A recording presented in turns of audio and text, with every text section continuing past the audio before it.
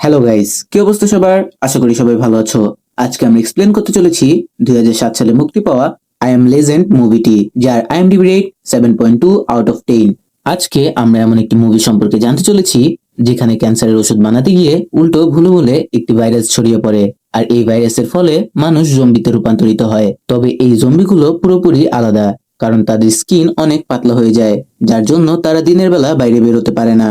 মোট কথায় তারা সূর্যের আলোতে বাইরে বের হতে পারে না, আর যার জন্য তারা রাতের বেলায় বাইরে বের হয়। তোমরা যারা চ্যানেলে নতুন তারা অবশ্যই সাবস্ক্রাইব করে পাশে থাকবে। তো বেশি কথা না বলে আমরা সরাসরি মুভিতে চলে যাই। মুভির শুরুতে আমরা দেখতে পাই টিভিতে একটি ডক্টরের ইন্টারভিউ নেওয়া হচ্ছে, আর সে তখন বলে সে ক্যান্সারের ওষুধ তৈরি করে ফেলেছে, আর বিগত কিছুদিন যাবত সে মানুষের ওপর এই ওষুধটি অ্যাপ্লাই করছে।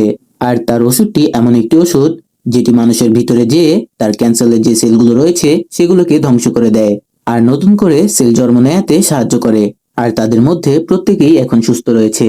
আর তারপর কাহিনী আরো 3 বছর পর চলে আসে, আর তখন আমরা দেখি আমেরিকার নিউ ইয়র্ক শহর পুরোপুরি ধ্বংস হয়ে গিয়েছে। সেখানে এখন কোনো কিছুই নেই, এমনকি সেখানকার যে গাড়ি ঘোড়া ছিল সেগুলো বন্ধ হয়ে রয়েছে। মানে বুঝতেই পারছো, এত ব্যস্ত একটা শহর এখন একদম নীরব হয়ে গিয়েছে। আর তারপর আমরা দেখি শহরের মধ্য দিয়ে একটি গাড়ি চলে যাচ্ছে, আর এই গাড়ির মধ্যে আমাদের এই সিনেমার প্রধান চরিত্র নেভিলকে দেখানো হয়। আর নেভিল তার প্রিয় কুকুর স্যামকে নিয়ে পুরো শহর ঘুরে বেড়াচ্ছে। আসলে এখন আর খাবার বলতে কোনো কিছু নেই, আর যার জন্য তাদেরকে শিকার করে খেতে হয়। আর তারপর তারা একটু সামনে যাওয়ার পর তারা একটি হরিণের দলকে নিউ ইয়র্ক সিটিতে দেখতে পায়। আসলে এতদিন যাবত এই শহরটি ফাঁকা থাকায় এখানে এখন জীবজন্তু আসা শুরু করে দিয়েছে। আর তখন আমরা দেখি নেভিল তার বন্ধুকে সাহায্যে একটি হরিণ শিকার করতে যায়। তবে তখনই আমরা দেখি সেখানে একটি সিংহ এসে সেই হরিণটিকে শিকার করে ফেলে। আর নেভিল যে কোনো উপায়ে সেই হরিণটিকে নিতে চাচ্ছিল, কারণ সেটি তার একমাত্র খাবার। তবে কিছু করার পূর্বেই সে তার হাত ঘড়িতে দেখতে পায় সূর্যের আলো চলে যাওয়ার মাত্র কিছুক্ষণ সময় রয়েছে। আর যার জন্য নেভিল সেখান থেকে তাড়াতাড়ি করে স্যামকে নিয়ে তার বাড়িতে চলে আসে। আর তারপর সে চারিদিকে ভালো করে দেখে অ্যালকোহল বা মদ ছিটিয়ে রাখে, কারণ কোনো মানুষের গন্ধে যেন কোনো জীবজন্তু তাদের বাড়ির কাছে চলে না আসে। আর তখন আমরা দেখি সে ঘরের ভিতরে ঢোকার পরে তার নিজের বাড়ির দরজা জানালা সবকিছু বন্ধ করে দিয়েছে। আর তারপর স্যামকে নিয়ে একটি বাথটবের মধ্যে একদম চুপচাপ বসে রয়েছে। তখন আমরা দেখতে পাই ঘুমানোর সময়ও নেভিলের হাতে একটি বন্দুক রয়েছে, আর তারা দুজন অনেক ভয়ে রয়েছে, কারণ রাত হলেই তাদের বাড়ির আশেপাশে থেকে অনেক ভয়ঙ্কর ভয়ঙ্কর জন্তুর চিৎকার শোনা যায়। আর তখন আমাদের আবারও 3 বছর আগে নিয়ে যাওয়া হয়। আর তখন আমরা জানতে পারি সেই ডক্টরটি যাদের মধ্যে ক্যান্সারের ওষুধ দিয়েছিল তারা আস্তে আস্তে জম্বিতে রূপান্তর হয়েছে। মানে সেই ভাইরাসটি একদম তাদের মস্তিষ্ক কন্ট্রোল করে ফেলে। আর এই ভাইরাসটি একটি ছোঁয়াচে রোগ ছিল, যার জন্য পুরো শহরে এই ভাইরাসটি খুবই দ্রুত ছড়িয়ে পড়ে।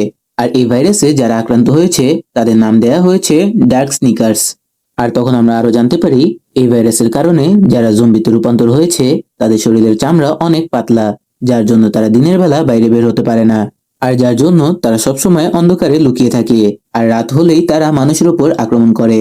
আর তখন আমরা দেখতে পাই পুরো দুনিয়াতে যখন এই ভাইরাসটি ছড়িয়ে পড়ছিল তখন নেভিল তার ফ্যামিলি নিয়ে এয়ারপোর্টের উদ্দেশ্যে রওনা হয়। আর আমরা তখন জানতে পারি নেভিল একজন আর্মি অফিসার। তবে সে চাচ্ছিল এই ভাইরাসটি পুরোপুরি ছড়িয়ে পড়ার পূর্বেই তার স্ত্রী এবং তার সন্তানকে বাইরে বের করে দিতে। আর তখন আমরা দেখি রেডিওতে বলা হচ্ছিল পুরো শহরকে আমেরিকা থেকে আলাদা করে দেওয়া হয়েছে, কারণ যাতে এই ভাইরাসটি বাইরে ছড়িয়ে পড়তে না পারে, আর তারা কোনো রকম এয়ারপোর্টে গিয়ে পৌঁছে যায়। আর তখন আমরা দেখি সেখানে যে আর্মিরা ছিল তারা সেখানকার মানুষদের স্ক্যান করে ভিতরে ঢুকাচ্ছে, মানে একটি বিশেষ যন্ত্রের মাধ্যমে মানুষদের শরীরে ভাইরাস আছে কিনা তা দেখে ভিতরে ঢুকাচ্ছে। আর আমরা তখন দেখতে পাই নেভিল যেহেতু একজন আর্মি অফিসার তাই তার পরিবারের জন্য একটি হেলিকপ্টার এসেছে। আর নেভিল তখন তার স্ত্রী এবং সন্তানকে সেই হেলিকপ্টারে বসিয়ে দেয়। আর সেখান থেকে যাওয়ার পূর্বে নেভিলের মেয়ে সেই কুকুরটাকে নেভিলের কাছে দিয়ে যায়, আর সে তখন বলে সেই কুকুরটার খেয়াল রাখতে। আর তারপর আমরা দেখতে পাই সেই হেলিকপ্টারটি যখন উপরে উঠে তখনই তাদের পাশে যে আরেকটি হেলিকপ্টার রয়েছিল সেটির মধ্যে ডার্ক স্নিকার্সরা আক্রমণ করে দেয়। আর যার জন্য সেই হেলিকপ্টারটি নেভিলের ফ্যামিলির যে হেলিকপ্টার ছিল সেখানে এসে ব্লাস্ট হয়, আর সাথে সাথেই নেভিলের ফ্যামিলি সেখানে মারা যায়। মানে নেভিলের চোখের সামনেই তার ফ্যামিলি মারা যায়। আর তারপর ঘটনা আবার প্রেজেন্টে চলে আসে। আর তারপরের দিন সকালে নেভিল ঘুম থেকে উঠে তার নিচের বেসমেন্টে চলে যায়, আর সেখানে সে মেডিকেল ল্যাবরেটরি তৈরি করেছে, যেখানে সে কিছু জম্বি ইঁদুরদের ধরে ফেলেছে। আর তাদের মধ্যে সে পরীক্ষা করে দেখতে চায় সেই ইঁদুরগুলো ঠিক হয় কিনা, যার মাধ্যমে সে এই রোগগুলোর চিকিৎসা করতে চায়। আর তখন নেবিল দেখতে পায় অনেকগুলো ইঁদুরের মধ্যে একটি ইঁদুর কিছুটা সুস্থ হচ্ছে।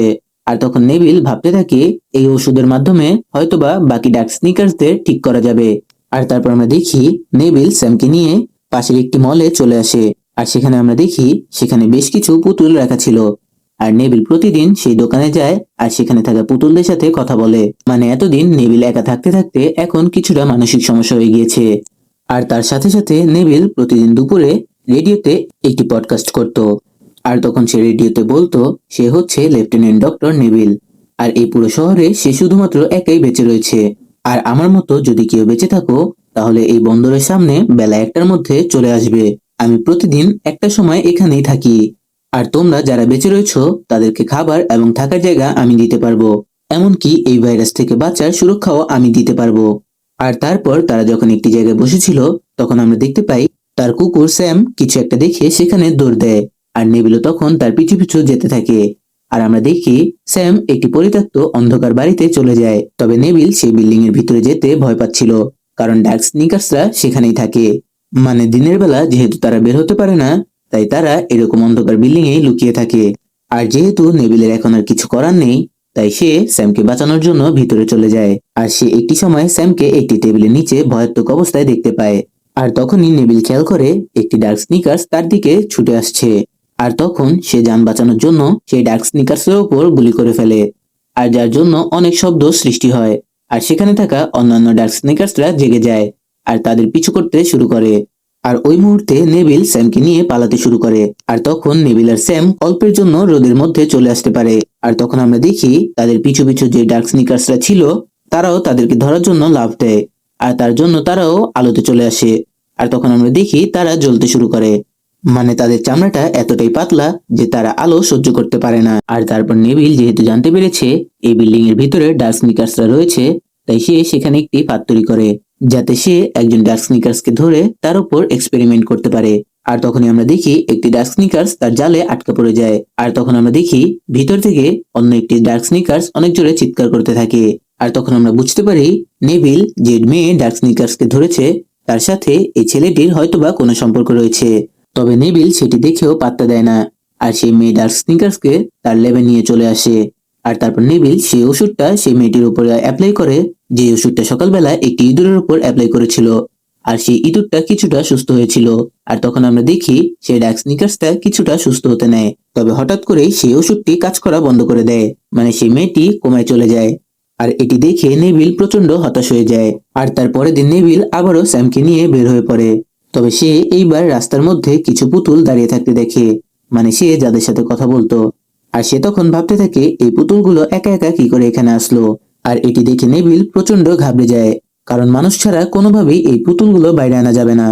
আর তখন আমরা দেখি নেবিল পাগলের মতো চিৎকার করতে করতে সেই পুতুলটিকে জিজ্ঞেস করছে তোকে এখানে কে নিয়ে আসলো। মানে তার মানসিক অবস্থা অনেকটাই খারাপ হয়ে গিয়েছে। আর তখন নেবিল পাগলের মতো আশেপাশে গুলি চালায়। আর তারপর সে যখন সেই পুতুলটির কাছে আসে তখন আমরা দেখি সেখানে একটি ফাঁদ পাতা ছিল। আর নেবিল কোনো কিছু বুঝে ওঠার পূর্বেই সেই ফাঁদটিতে আটকে যায়। আর এই সব কিছু হওয়ার সময় নেবিলের মাথায় অনেক জোরে আঘাত পায়, আর যার জন্য সে অজ্ঞান হয়ে যায়। আর তার বেশ কিছুক্ষণ পরে নেবিল তার হাতঘড়ির আওয়াজে জ্ঞান ফিরে আসে। আর তখন সে বুঝতে পারে অল্প কিছুক্ষণের মধ্যেই সূর্য ডুবতে চলেছে। আর তখন নেবিলের সেই কুকুরটা মানে স্যাম নিচে দাঁড়িয়ে একটানা ডাকছিল। আর তখন নেবিল খেয়াল করে দূরে অন্ধকারের মধ্যে গতকাল যে ডার্ক স্নিকার্সটিকে দেখেছিল সেই ডার্ক স্নিকার্সটি দাঁড়িয়ে রয়েছে। আর তখন নেবিল তার কাছে থাকে একটি চাকুর মাধ্যমে কোন রকম তার দড়িটি কাটতে সফল হয়। তবে সেখান থেকে নামার সময় চাকুটি নেবিলের পায়ে লেগে যায় আর সেখান থেকে রক্ত বের হতে থাকে। আর নেবিল তখন ব্যথায় চিৎকার করতে থাকে। তবে তার কাছে এখন তেমন একটা সময়ও নেই, আর তাই সে হামাগুড়ি দিয়ে তার গাড়ির কাছে চলে যাচ্ছিল। আর তখন আমরা দেখি সেই ডার্ক স্নিকার্সটি তার কাছে থাকা কিছু ভাইরাসে আক্রান্ত কুকুর নেবিলের উপর ছেড়ে দেয়। তবে তখনই নেবিল তার গাড়ির ভিতর থেকে একটি বন্দুক বের করে সেই কুকুরগুলোর উপর আক্রমণ করে আর সেখানেই সবগুলোকে মেরে ফেলে। তবে একটি কুকুর স্যামের ওপর আক্রমণ করে দিয়েছিল আর স্যামের অবস্থাও তখন খুব খারাপ হয়ে যায়। আর তখন নেবিল তার কুকুর স্যামকে তার সাথে ল্যাবে নিয়ে আসে। আর তারপর তার কাছে থাকা সেই ওষুধটি সেই কুকুরটির উপর অ্যাপ্লাই করে। তবে সেই কুকুরটি কিছুক্ষণের মধ্যেই আবার জম্বিতে রূপান্তর হওয়া শুরু করে। আর নেবিল তখন বুঝতে পারে এই কুকুরটিকে আর কোনোভাবেই আগের মতো করা যাবে না। আর যার জন্য নেভিলের অনেক কষ্ট হওয়া সত্ত্বেও সে স্যামকে মেরে ফেলে। আর তোমরা সবাই তো বুঝতেই পারছো, এই স্যাম ছিল নেভিলের একমাত্র বন্ধু। তার একাকিত্ব দূর করার জন্য স্যাম সবসময় তার পাশে ছিল। আর তারপরের দিন সকালে আমরা দেখতে পাই নেভিল স্যামকে কবর দিয়ে দিচ্ছে। আর তারপর সে চিন্তা করে সে আজকে রাতে আর বাড়ি যাবে না। সেই সব ডার্ক স্নিকার্সকে সে মেরে ফেলবে আর স্যামের মৃত্যুর প্রতিশোধ নিবে। আর তারপর আমরা দেখি রাত হয়ে যাওয়ার পর নেভিল একটি গাড়ি নিয়ে সে ডার্ক স্নিকার্সদের বাড়ির কাছে চলে যায় আর অনেকগুলো ডার্ক স্নিকার্সকে তার গাড়ির নিচে পিষে মেরে ফেলে। আর এক পর্যায়ে যে আমরা দেখতে পাই নেভিলের গাড়ি উল্টে যায়। আর তখন আমরা দেখি সেই ডার্ক স্নিকার্সটি সেখানে চলে এসেছে, যেটির গার্লফ্রেন্ডকে নেভিল নিয়ে গিয়েছিল। আর ডার্ক স্নিকার্সটি যখন নেভিলকে মেরেই ফেলবে তখনই পিছন থেকে প্রচন্ড আলো নিয়ে একটি গাড়ি এগিয়ে আসতে থাকে। আর যার জন্য ডার্ক স্নিকার্সটি সেখান থেকে চলে যায়। আর তারপর সেই গাড়ি থেকে একটি মেয়ে বের হয়ে নেভিলকে সেখান থেকে উদ্ধার করে। তবে নেভিল এত আঘাত পাওয়ার কারণে সেখানে অজ্ঞান হয়ে যেতে নেয়। আর সে অজ্ঞান হওয়ার পূর্বে সেই মেয়েটিকে তার বাড়ির ঠিকানা বলতে পারে। আর তারপরের দিন সকালে নেভিলের জ্ঞান ফিরে আর সে নিজেকে তার নিজের রুমে দেখতে পায়। আর প্রথমে সে অনেকটা ঘাবড়ে যায়। তারপর সে যখন ড্রয়িং রুমে আসে তখন সে একটি মহিলা আর একটি বাচ্চাকে দেখতে পায়। আর তখন সেই মহিলাটি তাকে বলে তার নাম হচ্ছে অ্যানা আর সেই বাচ্চাটির নাম হচ্ছে ইথান। আর তারা দুজন নেভিলের সেই পডকাস্টটি শুনতে পেরেছিল, যেটি সে রেডিওর মাধ্যমে সম্প্রচার করত। আর সে তখন বলে সে কাল সারাদিন যাবৎ নেভিলের জন্য সেখানে অপেক্ষা করেছিল, তবে নেভিল তো কাল আর বন্দরে যায়নি। তখন তারা সেখান থেকে চলে আসতে নেয় আর রোডের মধ্যে তারা নেভিলকে দেখতে পায়। আর ওখান থেকে কোন রকম নেভিলকে নিয়ে তাদের বাড়িতে চলে এসেছে। আর তখন অ্যানা বলে তারা সেখান থেকে পশ্চিমের দিকে যাবে, কারণ তারা শুনতে পেরেছে সেখানে কিছু সুস্থ মানুষ এখনো বেঁচে রয়েছে। মানে সুস্থ মানুষরা সেখানে একটি কলোনি তৈরি করেছে যেখানে ডার্ক স্নিকার্সরা ঢুকতে পারে না। তবে নেভিল তখন বলে এরকম কোনো কিছুই নেই। মানে নেভিল এখন আর এইগুলো কোনো কিছুই বিশ্বাস করে না।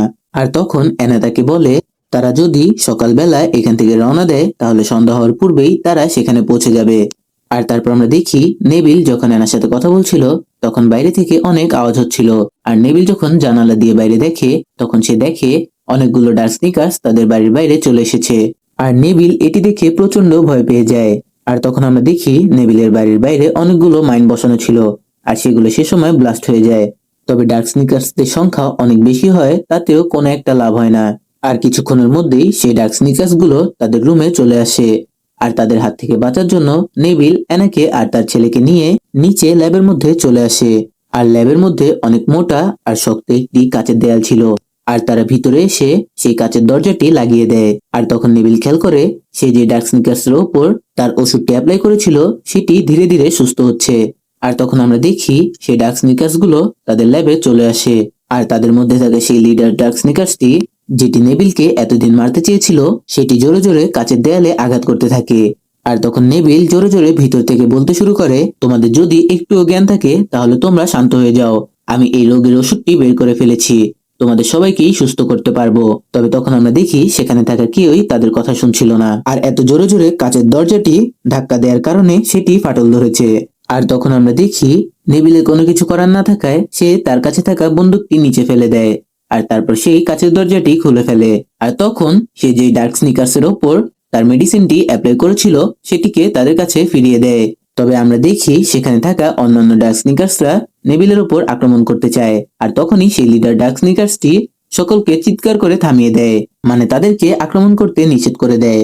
আর তখন নেভিল তার কাছে থাকা একটি ইনজেকশন সেই ডার্ক স্নিকার্সের ওপর অ্যাপ্লাই করে, যার জন্য সেই ডার্ক স্নিকার্সটির জ্ঞান ফিরে আসে। আর তখন আমরা দেখি সেই লিডার ডার্ক স্নিকার্সটি অন্য একটি ডার্ক স্নিকার্সকে জড়িয়ে ধরছে। আর তারপর তাকে কোলে নিয়ে সেখান থেকে সব ডার্ক স্নিকার্সকে নিয়ে চলে যায়, মানে তাদের কিছুটা জ্ঞান শক্তি চলে এসেছে। আর তারপরের দিন আমরা দেখতে পাই নেভিল, অ্যানা আর তার ছেলে একটি গাড়িতে করে কোথাও এক জায়গায় চলে যাচ্ছে। আর তারপর তারা এমন একটি শহরে চলে আসে যেখানে অনেক মানুষ জীবিত ছিল। সেখানকার সকল মানুষই সুস্থ ছিল। হয়তোবা এখান থেকেই নতুন একটি প্রজন্ম চালু হতে চলেছে। আর এখানেই মুভিটি শেষ হয়ে যায়। যদিও এই মুভিটির দুটি এন্ডিং ছিল, একটি হচ্ছে স্যাড আর একটি হচ্ছে হ্যাপি। আমরা এই মুভিতে হ্যাপি এন্ডিং সম্পর্কেই জানতে পারলাম। তো বন্ধুরা, মুভিটি তোমাদের কাছে কেমন লাগলো তা অবশ্যই কমেন্টে জানিও। আর চ্যানেল নতুন হলে সাবস্ক্রাইব করে পাশে থেকো। ধন্যবাদ।